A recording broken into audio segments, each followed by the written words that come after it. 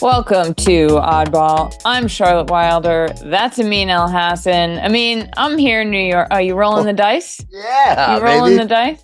Oh, yeah. Well, the energy is down in New York City because of Why those is that? dice.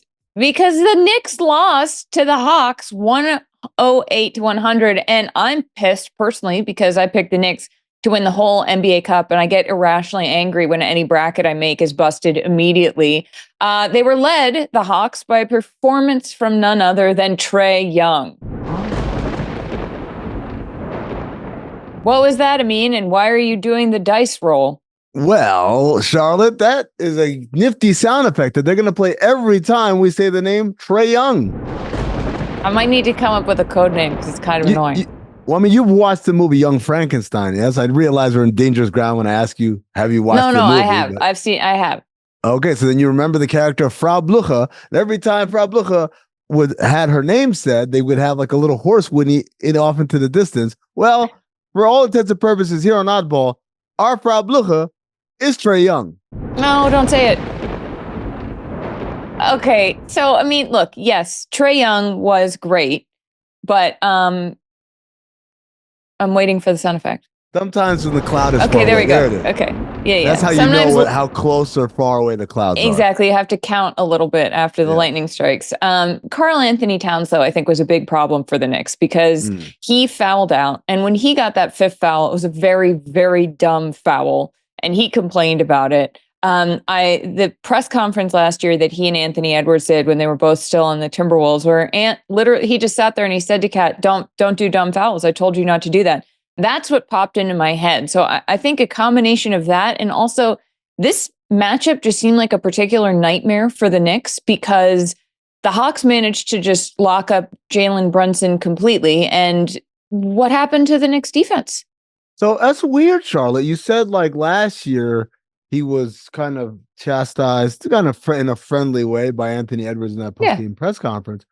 But I just saw a quote from Karl Anthony Towns recently when I asked him the difference between Minnesota and New York. He said, "I was a boy there. Here, I'm a man."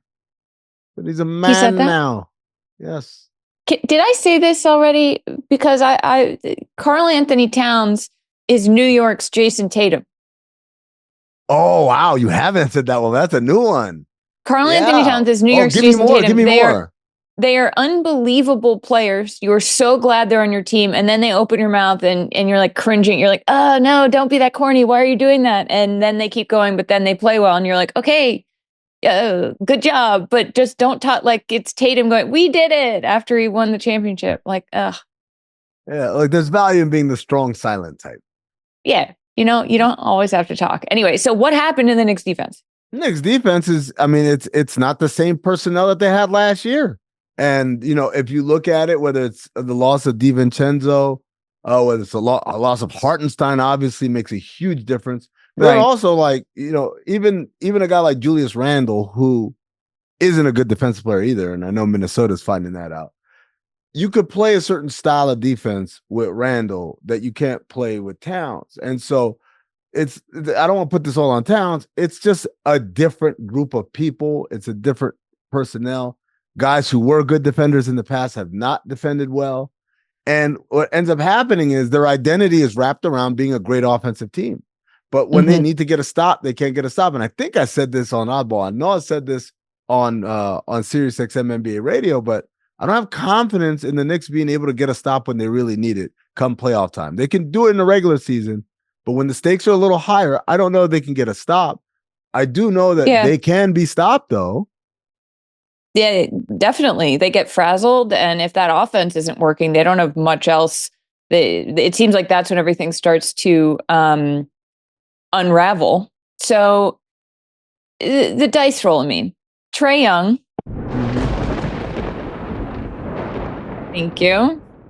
Trae Young was dribbling out the ball and he stood on the Knicks logo and he rolled the dice, which is an allusion to Vegas because they are now going to Vegas to play in the next round of the NBA Cup. He also did some skipping stuff and he was gleeful. He was joyful. And here's Trae revealing the thought behind the dice roll after the game. rolled an 8, and then I picked it up, and then I rolled it again. So I picked up the money after that, and then we left. So that's what I rolled. I played that one with my little brother a few days ago. We had talked about that, and I knew what I was going to do. We were going to Vegas, so that's what I had to do.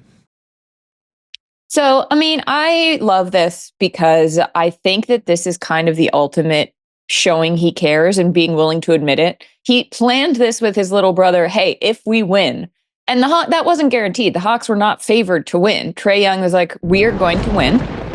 Thank you.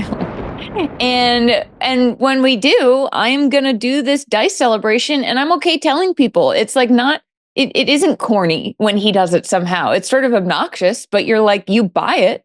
Yeah. I mean, I think there's a couple of things, right? One of them is that he obviously has a history with this franchise and in that building. We heard the chants all night long, F Trae Young, F Trae Young, every time we went to the free throw line. And so, if he had done this in Milwaukee, if he had done this in Orlando, I don't think it has the same impact. I think people look at it as kind of corny and preconceived.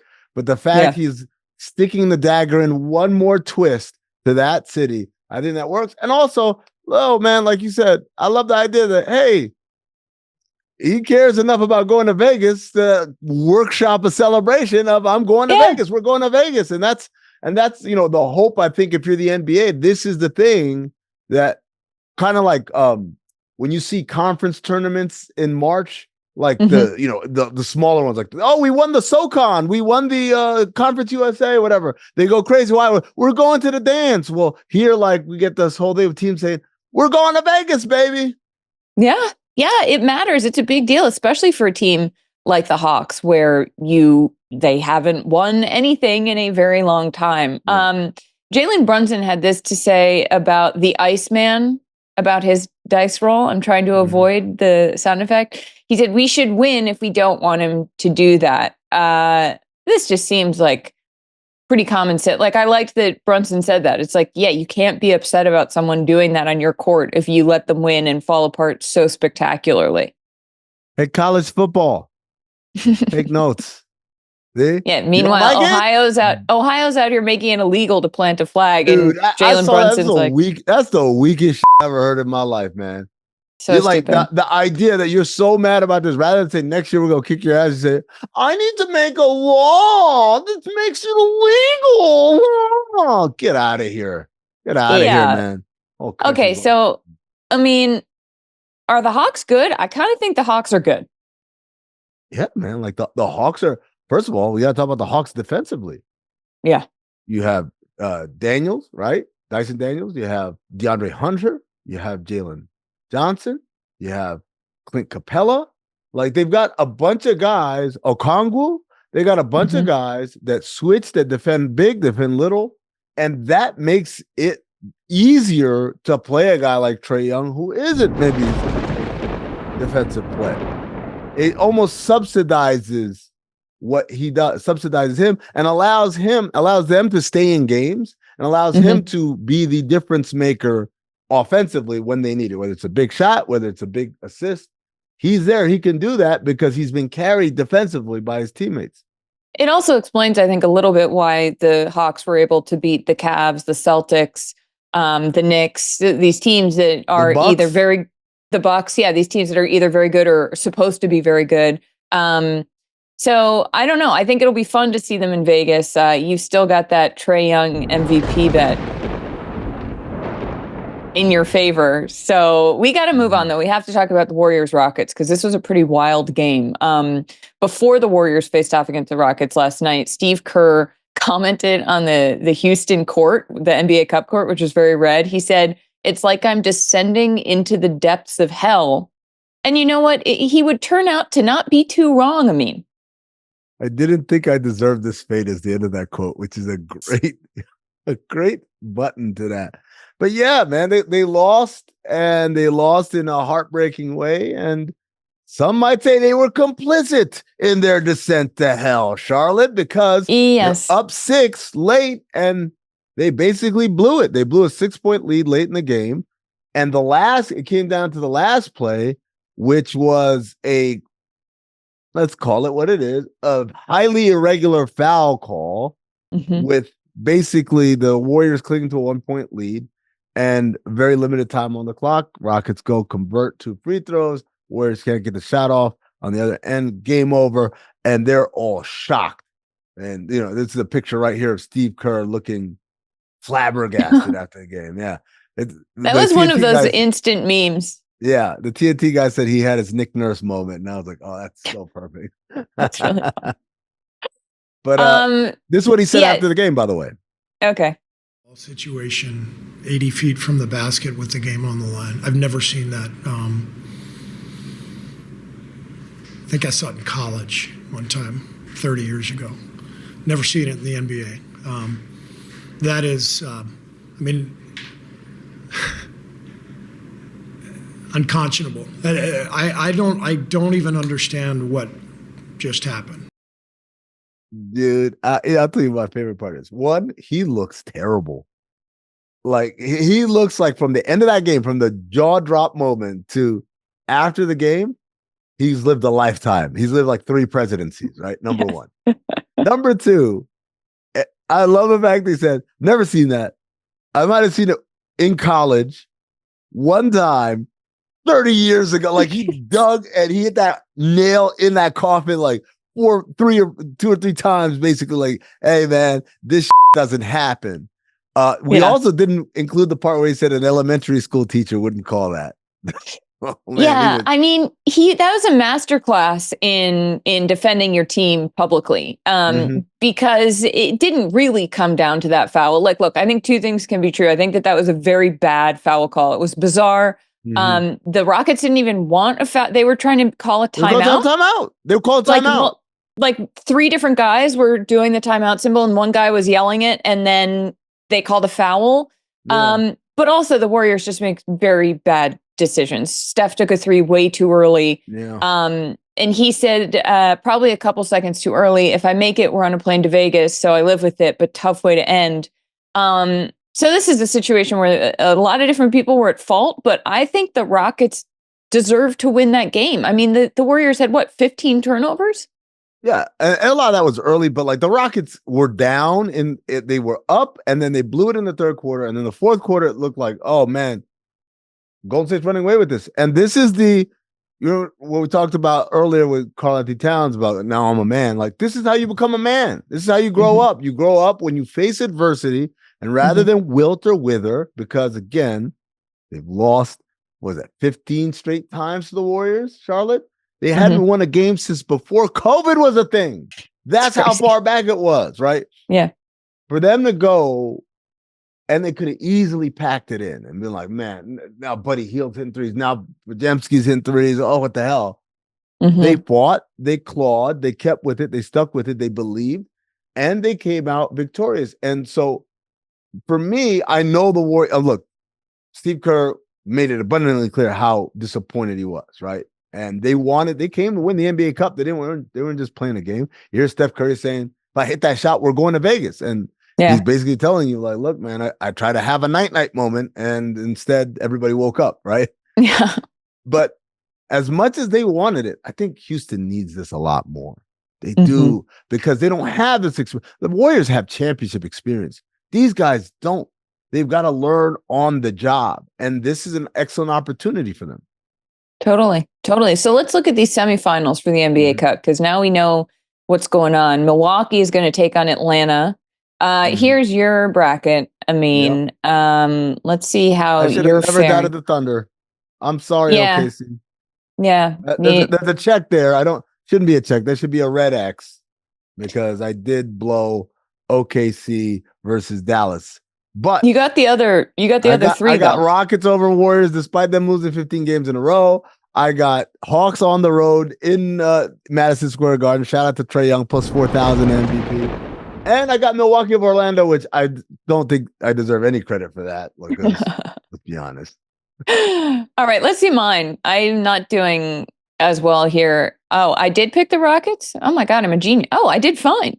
The Rockets, I had the Thunder, I had the Bucks. It was just the Knicks. So we're even. We each. See, the problem is the team the one that you messed up is the team you thought was going to win it all. I know. I hate that. I get so mad during March Madness. Anyway, OKC is going to take on Houston. Both of these games are on Saturday. And a lot of people online are talking about how 4 small market teams remain. And they're like, oh, it's bemoaning the ratings. And then other people are like, it's really exciting to see new blood. And it's sort of like last year at the Pacers. I think Tyrese Halliburton became a much more household name because of the NBA Cup. So maybe this is like Alperen Şengün's moment, or maybe this is what's going to catapult SGA even further into the national conversation. Right. And like let's not lose our minds. It's Milwaukee, who's got Damian Lillard and Giannis Antetokounmpo, two of the biggest names in basketball. Trae Young, obviously, is no stranger to the spotlight.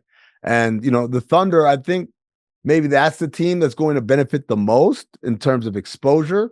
Houston, I think, is going to benefit from just playing meaningful basketball. I don't know that Şengün or even Jalen Green are going to be household names after the NBA Cup, but definitely for SGA and Jalen Williams and the rest of the Thunder, this is a big deal for them. All right. Well, can't wait to see what happens. When we come back, some NBA odds and ends here on Oddball.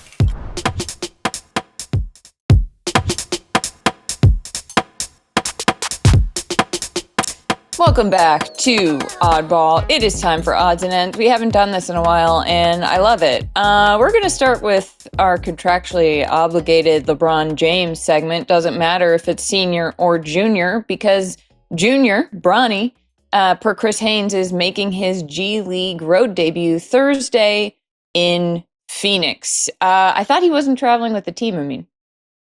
Yeah, with the G-League team, right? He was only doing home games. But I wonder if this is because Phoenix is like an hour flight away and it can pop in and pop out. And also because, remember, it's not like the Lakers are doing anything. It's not like, we've got games you should be here for. They're sitting and there was a report that LeBron won't play Friday as well. So I don't know if that has anything to do with it, but this is weird. I'm sorry. I know it's LeBron. I know it's nepotism. I know it's Bronny. I know it's just so bizarre to me. This entire, he's not going to travel, and then he's traveling, and then whatever. Anyway. Expert analysis from Charlotte Wilder. Yeah, it's just, nobody's saying, it's weird. It's all really weird. You're really jeopardizing the contractual nature of our obligation to talk about this. Like, you can't be like, this is weird. Like, we got to talk about it. It doesn't say I can't. Yeah, there's no clause that says Charlotte can't say it's weird. It's weird. Anyway, as I said, whatever. The Athletic executive survey. The Athletic did an anonymous poll of 40 NBA execs, and they wanted to see which teams had the best front offices. What's going on here? Did anything surprise you? We've got OKC well and away the top answer. Boston, Miami. What grabbed your attention here? Well, okay, so that definitely tracks. Everyone has it's funny how many people in the media are like, Sam Presti sucks. And I'm like, you have no idea. Like the amount of esteem that he is held inside NBA circles this is the mastermind, truly. Like, this is the guy, like, everyone like, Sam Hinkie tanking is bad. And meanwhile, Presti over here is like, I'm gonna show you how to do this for real. And like, I don't know why you would say he was bad at this if they're the number one team, and don't they still have like 15 billion picks? Yes, exactly. Boston, obviously, they're riding high right now, and they've done a good job. I think Brad Stevens has done a very good job since ascending to that title. I guess I was surprised that San Antonio and Golden State, who have historically been in higher regard, kind of fell that low. And then I don't know if it's on the graphic because the graphic is super small there, but Minnesota and Orlando, I was kind of surprised that they were that high. Minnesota has had, 2 good years, honestly, and already had to do a deal, a finance deal, as opposed to a basketball move that's made their team worse. So I'm surprised, but also I know a lot of people respect Tim Connolly. A lot of that has to do with Tim Connolly specifically, rather than Minnesota as a front office. Right. Well, he built the Nuggets too. So I think there's like maybe some hangover of like, well, he knows what he's doing because, and then it's like, well, also just look at like Nikola Jokic. Okay. Jimmy Butler, we got to revisit this. Yesterday, we talked about how there were trade rumors surrounding Jimmy Butler, which has been happening since the summer. This is not really news, but the news was that Jimmy Butler's agent had said that there were certain teams he was willing to go to entertain offers from, including Dallas, Houston, and Golden State. So Shams reported that. Bernie Lee, Butler's agent, then called out Shams about, quote, making up sources. He said, if you don't stop putting my name on your complete and utter made up bullshit, the thread here continues. He did not stop there, but we are going to. Shams went on First Take. He pushed back. Even did he write continued at the end of his tweet there? Yeah. In parentheses, it says continued. Shams went on First Take. He pushed back. He says he stands by his reporting. This is a he said. So what's going on? I mean, that's exactly what's going on. It's he said, right? Shams, and this is the gray area of kind of reporting. Like, he didn't say, I heard it from Bernie. He said Bernie is indicated within league circles, meaning my source is the league circles. My source is not Bernie Lee. Bernie Lee is saying, if you didn't hear it from me, then I didn't say it. Like basically calling the information incorrect. I think the place where it gets kind of muddy is Bernie accusing Shams of lying versus being incorrect. There's two different things, right? In the same way that a ref can get a call wrong and I could say, you're an idiot, you don't know what you're talking about, you need to go check out LensCrafters, shout out to Ime Udoka, versus saying the refs are on the take.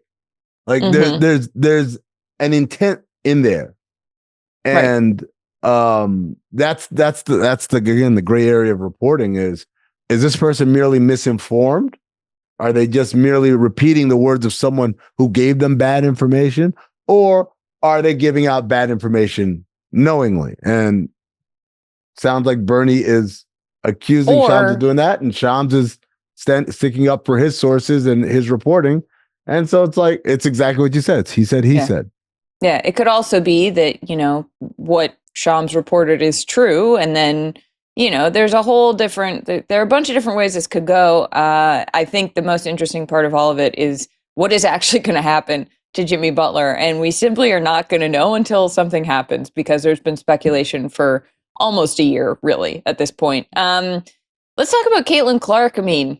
Oh, man, dude, it's been a while since, where's my contract here? I got it here somewhere. Yeah. We got to do this, yeah. Yeah, it's also a contractually obligated segment. She was named Athlete of the Year by Time Magazine, and she discussed some controversies surrounding her rookie season and fired off some spicier takes than maybe I was expecting from her. She said, if you go back and watch the way people guarded me in college, it's almost like concerning. And it's no disrespect at all. They don't have the IQ. You have to simplify it for girls at that age. And I'm like, put this on an inspirational poster in a high school gym. Like that, if that doesn't motivate you, I don't know what would. Man, you have no idea how hard that resonates. But this is exactly what I said after they beat LSU. And I was yelling from the mountaintops. What are they doing? What is Kim Mulkey doing? This is the worst defensive game plan ever for a player of her caliber and a team built that way. And everybody called me a misogynist. And also, better than Kim Mulkey. And all I'm saying is that game plan was basura, as they say down in Miami. And here it is. She says it. Now, I don't know if it's because LSU didn't have the IQ to execute a more appropriate game plan. I like to think their coach just thought they could tough it out. And she was wrong. I was right. I also like when you say no disrespect and then you disrespect people, even if it's she's the truth. Look, communication style wise, she's a little bit out there. Yeah. It's good for Caitlin. The Jingle Hoops AI commercial came back. You remember the iconic Jingle Hoops Christmas commercial from 2011? Yeah, where people think it sucks. I kind of liked it. Do you like it? It's like Rudolph the Red-Nosed Reindeer, right? It's like stop motion animation. My kids are learning about that in middle school right now, and they're making their own. I like it. It's cool. How is that not fun? That's delightful. Jokic and Luka are in a carriage together, riding off into the sunset, and so are we. Though. That is it for no horses. That's it for Oddball today. Trae Young.